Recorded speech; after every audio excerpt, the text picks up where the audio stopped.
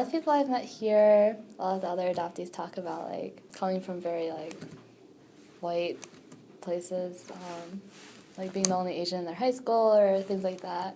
And since I'm from, I'd say a pretty diverse place, and I had like quite a few Asian friends, at least from about like middle school until now, because I just had a different experience from what I've heard from most other people.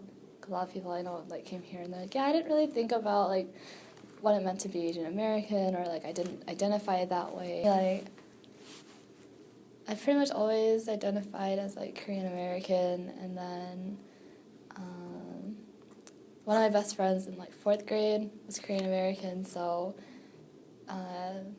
he introduced me to like Korean language a little bit, and I would go to his house sometimes and like see his Korean mom and stuff. Then my other Korean friends after that like did a lot more with me too, as far as like language and culture.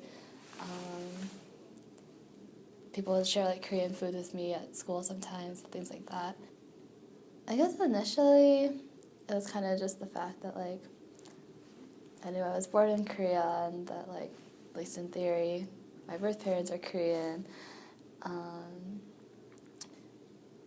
And like I've heard some people talk about when like at some point in their lives, maybe it was like when they're really young or maybe even when they're like a little bit older, about like, oh, I really just wanted to be white and look like my adopted parents, or like I just thought I was white. Like I never thought about the fact that other people might not see me that way.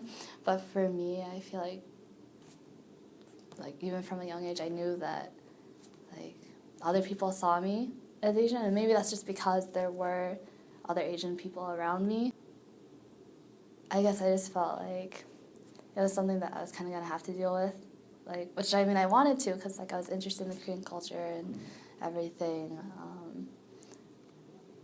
But like I never thought, oh, I like really want to be white. I never really identified as like white, because it's like, well, I don't look white, and I would call my parents white, but like I don't look like them, so that's just how I went about it for the most part. I mean, at first, like my mom was a little concerned when like I was like, oh, I want to like buy these Korean CDs. Is that okay? And she was like, oh, and not because like she didn't want me to like learn more about Korean culture, but just because she's like, well, you know, what are they saying? Like, is it appropriate and stuff like that? Because my parents were like very strict about that sort of thing when I was younger.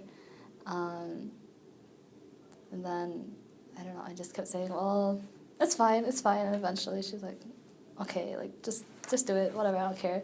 And then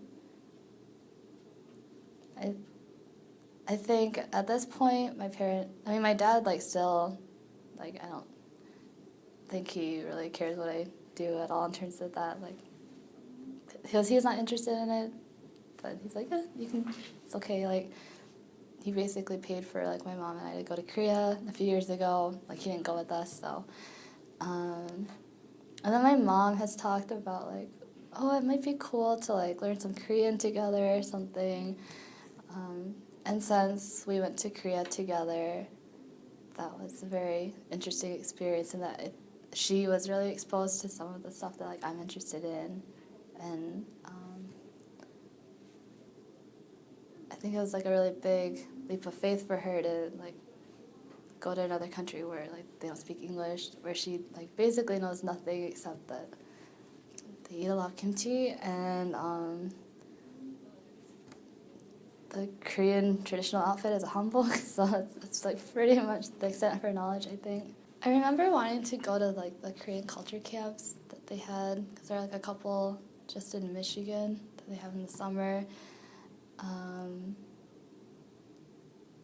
And like I talked about it with my parents, and then we just like, and I think there was only like a few years where we like seriously discussed me maybe going, and then at the end we always were just like not this year, and like I didn't really like going away from home when I was younger. Like I guess the first time I like went to an overnight camp was in middle school, and like it was fine, but before that, like I didn't even like to sleep over at my friend's house usually. So I think my mom was just really concerned about that. So in part, I wish that, I guess I wish that my parents had kind of like, not like forced me to go, but like maybe pushed me a little harder to do it, or like try to work something out. But at the same time, like, it's fine that I didn't go. Like, I'm sure it would have been cool because I've heard about people who went and said like, oh, I went there like X number of years and it's really good, and like got to hang out with like my other friend I'm still friends with, stuff like that. And then at one point I wanted to like get like a Korean tutor basically when I was probably like elementary school or something, because someone in our neighborhood, like I guess her kids had one. I don't remember if that's like when I first started thinking about it or what. I think I just kind of was interested in learning Korean, and I heard that. I was like, oh, that sounds cool. And my mom thought about it, but then she's like, well, I don't think you're really going to like it because, like, you know, you have to, like, do homework assignments and stuff for them. And, like, the person who told my mom about it, she was like, yeah, my kids, like, hate doing their homework and, like, they don't really like going. And so maybe I would have been like that. Like, I don't know. I took, like, violin lessons around that same time. Like, I hated going to my lessons. Like, I liked playing violin, but practicing just didn't feel that fun to me, I guess. So maybe it would have been the same thing. I don't know.